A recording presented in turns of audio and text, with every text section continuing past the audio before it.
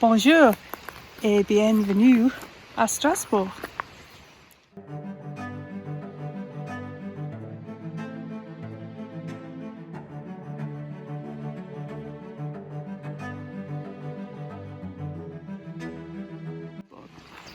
We, because of our new YouTube gazillionaire-ness, are splashing the cash and spending a few nights in a campsite.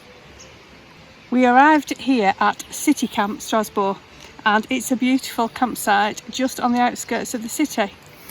It's a wee bit pricey at €34, not including electric hookup, plus another €6 for the dog. But it's a really pretty site, and we've got a nice pitch with some shade.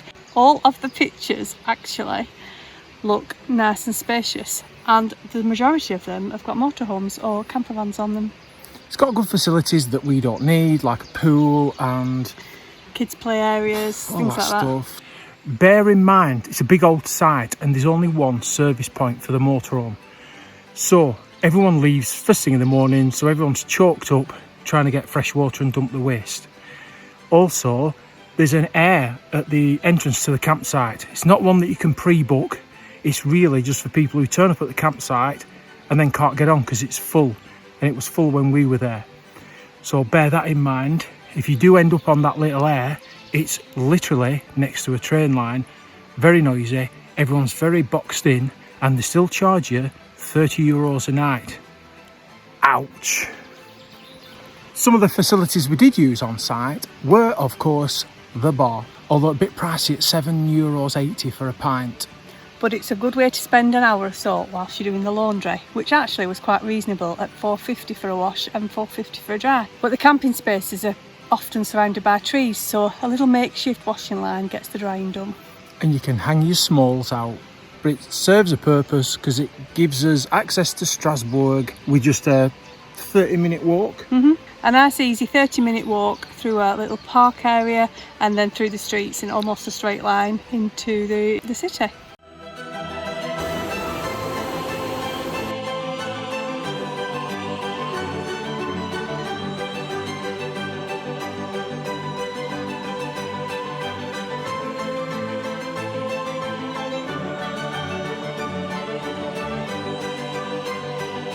In France, the dog is allowed on the tram and the bus, but he would have had to have had a muzzle on, and we didn't really fancy doing that, did we? And he's not good on buses, trams and all that, so the preference for dog is to walk, so it didn't do us any harm. But I'd found a leaflet at the campsite for a company called Patchguard that do kennelling for dogs anyway, for people who live in Strasbourg, but they also offer daycare and you can pay by the hour. So we went to have a look at the facilities on our first day in Strasbourg, talked to Elisa and booked online, came back an hour later and then had some time without the dog. We had a whole 3 hours, just like the first time you leave your kids with grandparents. Hatzel's dog free, yay! Looked after by Elisa. I miss him now. I don't. I miss him.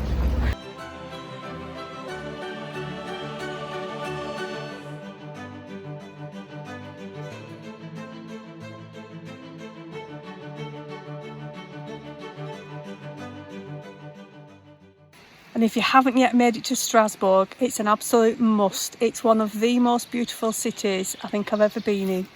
Every corner you walked round, there were half-timbered houses, just beautiful chocolate boxy type buildings. It was stunning. Even you were impressed. It were alright.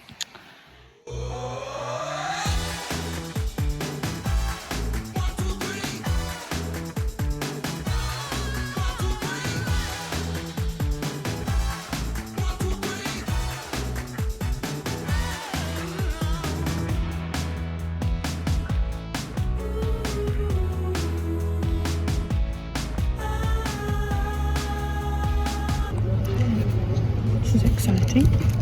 What? I'm whispering because we're on a boat. We are on a boat. We have our little earplugs.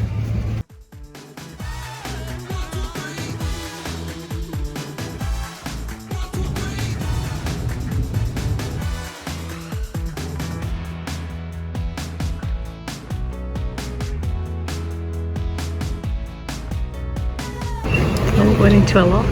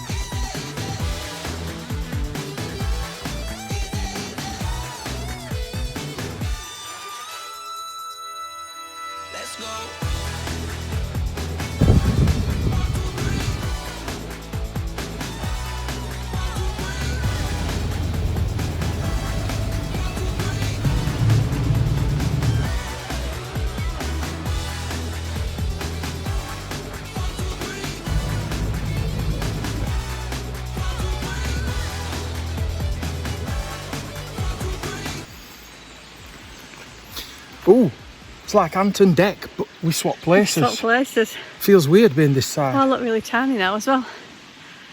You might notice that we're very hot and red, and that's because our time in Strasbourg has been melting. It's been 29 degrees and we have roasted.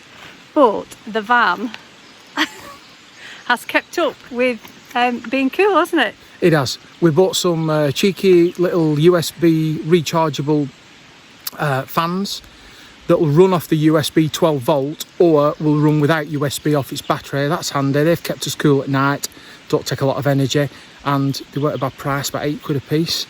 So that's worked very well. I note the lovely purple cheek. Handy tip, don't put jungle fever on and then touch a bottle, because you get covered in purple dye.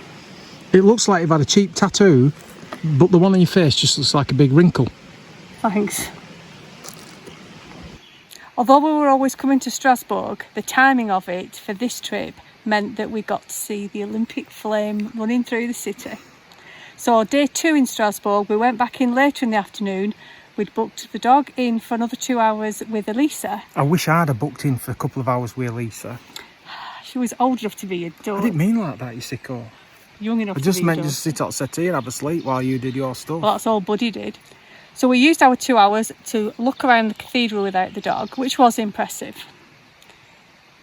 That was a nod. With 10 minutes, it didn't cost salt to get in.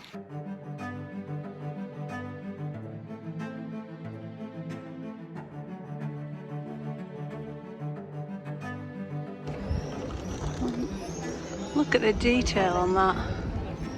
It's just unbelievable.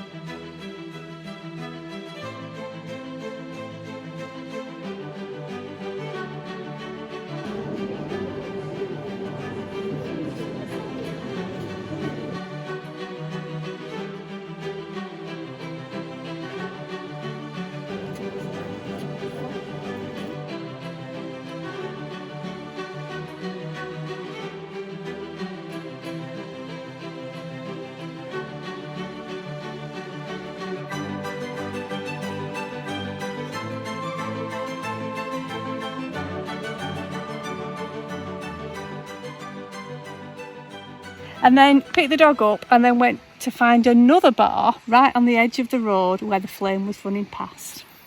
Fortunately, it was happy hour, £4.50 a pint.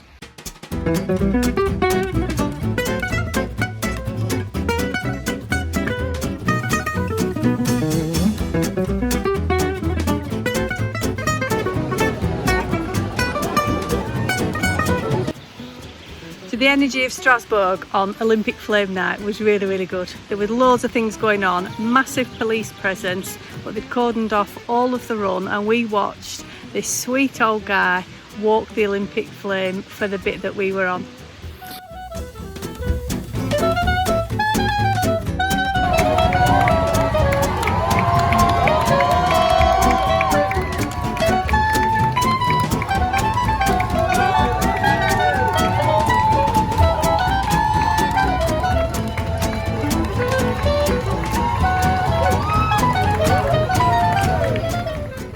Yeah, it were really good. There were good atmosphere. There were bands playing in the street, like on the warm-up, if you will. The procession came through before the torch, and we were just sat chilling our beans at a bar with a good view. It were okay. I felt quite emotional when the old guy walked past. Everybody cheered him. It was really sweet. I were a bit disappointed by the size of the flame, because... Well, all been there, haven't we? Rude. Very rude. So we left... Yes, I know. So we left Strasbourg this morning, hoping to go to Aubenay, which is a little town just... Where? Aubenay. We got there, flipping out, it was absolutely heaving. The car park was chocker. So we've headed up to the hills. We're now in a little car park in the middle of nowhere, and we will hopefully go back to Aubenay tomorrow. So change of plan. It's 5 to 8 and we're in that little car park, and Andrew's been for a little walk and seen... Well, I've just seen a bit of broken glass, you know, obviously a window's been broken, and that could have happened during the day. But we've made a bit of an oversight here, because we were driving about here, there and everywhere trying to find suitable park-ups, and we didn't find anything just right. Rolled on here, thought, well, this is spot on, and then we've got distracted. We've had a walk, done a bit of corresponding with home and stuff, and then never looked at any of the reviews on Park for Night. And well, there's only one, and it was from 2021, which gave it 1 star and talks about feeling unsafe because of prostitutes and couldn't wait till even the morning. Now, the fact that nobody's used it since just raises alarm bells, and that with the broken glass means we've just decided we're gonna go.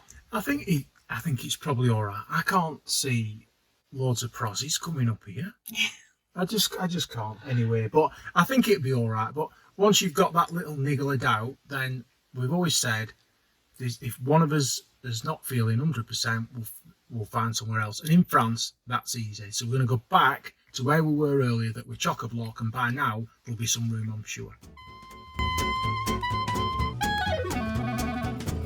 So change of scenery, down into Aubenay, massive big car park full of motorhomes, feel much safer, and ready to see you next time as we explore this, what looks already an amazing place, and we've only been here 5 minutes. Looks a bit Hansel and Gretel-y. So thanks for watching, thanks for the banter, thanks. Again. Catch you next time.